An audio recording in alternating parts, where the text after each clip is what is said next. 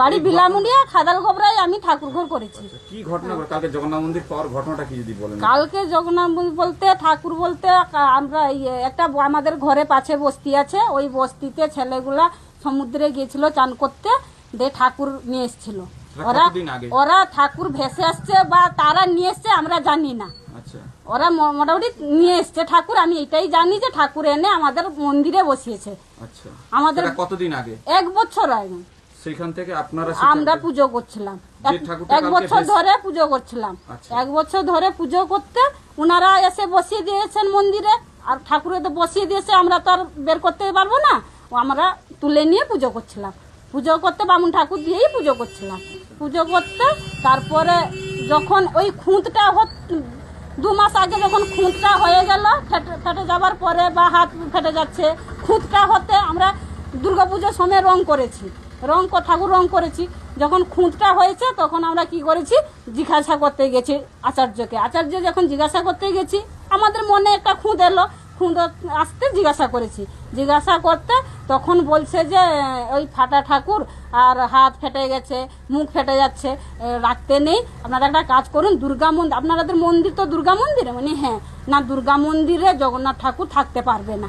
তাহলে আমি বলে কী করবো, না যারা এনেছিল তাদেরকে দিয়ে ভাসিয়ে দিন। মানে তাদেরকে ডাকলাম আমরা, সেই বাচ্চাদেরকে, বস্তির বাচ্চাদেরকে, উনি কিরে তোরা এনেছিলি, তোরা কি নিবি? না আমরা নিব না। উনি তাহলে একটা কাজ কর, তোরা নিয়ে ভেসে দিয়ে। তারা নিয়ে কালকে 2টোর সময় ভেসে দিয়ে এসছে। হ্যাঁ 2টো। এবং এই যে খবরটা আপনারা কখন জানলেন? আমরা কালকে রাত্রিবেলায় জেনেছি যে সেই ঠাকুরটা আমরা হাতও নেই, ফেটে গেছিলাম, হাতটা ভেঙে গেছে, ফাটা মানে ভেঙে গেছে, আর মুখটাও ফাটা ছিল। আমরা রাত্রে যখন দেখি, মোবাইল যখন খুলে ফেলি, ওই রকম টেলিকাস্ট হচ্ছে ঠাকুরের নিয়ে।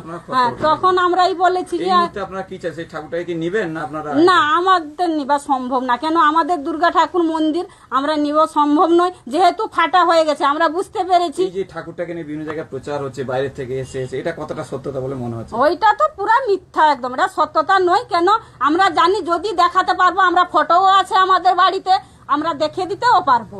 কেন, আমাদের তো ফটো তুলে আছে, পুজো করতাম, বামুন ঠাকুরও পুজো করতাম, ফটো আছে, আমরা দেখিয়ে দিতেও পারবো। আচ্ছা, অবনীবাবু বলে একজন সেটাকে তুলে নিয়ে পুজো করছেন, সেটা নিয়ে কি বলবেন? অবনীবাবু বলে একজন ব্যবসায়ী, তিনি এটা নিয়ে, ওটা নিয়ে তারা যদি মনে জেগেছে পুজো করছে, আমার কোনো আপত্তি নাই। কিন্তু আমরা চাইছিলাম যে তাদের যদি রাখতে ইচ্ছুক, তাহলে তারা রাখতে পারেন, আমার কোনো আপত্তি না। আমি চাইছি না, কেন আমার মন্দিরে, দুর্গা মন্দিরে আমি সে ঠাকুর নিব না, রাখতে চাইছি না, ওই জন্যই ফেলে। আমরা দুর্গা এখানে যে পুরীর আদলে মন্দির হচ্ছে, এটার সঙ্গে কোনো অলৌকিক কাহিনী যুক্ত হলো বলে মনে হচ্ছে? এর সঙ্গে কোনো যুক্ত আছে না, ওইটা মনে হচ্ছে না যে ওর সঙ্গে যে যুক্ত হচ্ছে। আমরা ভাবছি যে ঠাকুর ভেসে এসছে, কিন্তু অ্যাকচুয়ালি বাচ্চারাতে ভেসে এসছে, বা বাচ্চারা হয়তো আর কোথাও কুড়িয়ে নিয়ে আসতে পারে। ওটা কিন্তু আমরা জানবো কি করে? ওটা বাচ্চাদেরকে জিজ্ঞাসা করলে ওরা বোঝা যাবে যে বাচ্চারা ঘুরিয়ে নিয়ে এসছে, বা হয়তো কেউ বসিয়ে দিয়ে আসছে, হয়তো বাচ্চারা ঘুরিয়ে তুলে নিয়ে এসছে। নামটা আরেকবার বলুন। কল্পনা জানা। নমস্কার বন্ধুরা, আমার নাম ধ্রুবজ্যোতি সরকার। রবিবার সমুদ্রের ঢেউয়ের সঙ্গে ভেসে এসেছেন জগন্নাথ দেব। এদিকে দীঘাতেই তৈরি হচ্ছে সুবিশাল মন্দির, উদ্বোধন হবে অক্ষয় তৃতীয়ায়। তারই মধ্যে এই ঘটনায় রীতিমতো চাঞ্চল্য পড়ে গিয়েছে এলাকায়।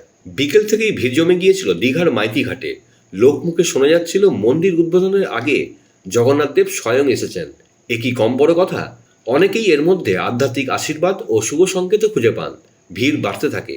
প্রসঙ্গত রবিবার বিকালে সমুদ্রের জলে ভেসে ওঠে জগন্নাথ দেবের এই কাঠের মূর্তি। মাইতি ঘাটেই নতুন ঘাট নির্মাণের কাজ চলছিল।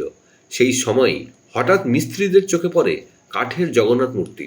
জল থেকে তুলে এনে মূর্তিটিকে পাড়ে নিয়ে আসেন তারাই। আর তারপরেই প্রকাশ্যে আসলো এই চাঞ্চল্যকর ভিডিও। আমরা কালকে রাত্রিবেলায় জেনেছি যে সেই ঠাকুরটা আমরা হাতও নেই, ফেটে গেছিলাম, হাতটা ভেঙে গেছে, ফাটা মানে ভেঙে গেছে, আর মুখটাও ফাটা ছিল। আমরা রাত্রে যখন দেখি, মোবাইল যখন খুলে ফেলি, ওই রকম টেলিকাস্ট হচ্ছে। বন্ধুরা, ভিডিওটি ভালো লাগলে দয়া করে লাইক শেয়ার করে দেবেন, আমাদের পেজটা ফলো করে নেবেন, আর আপনার মতামত কমেন্ট করে অবশ্যই জানান। ধন্যবাদ।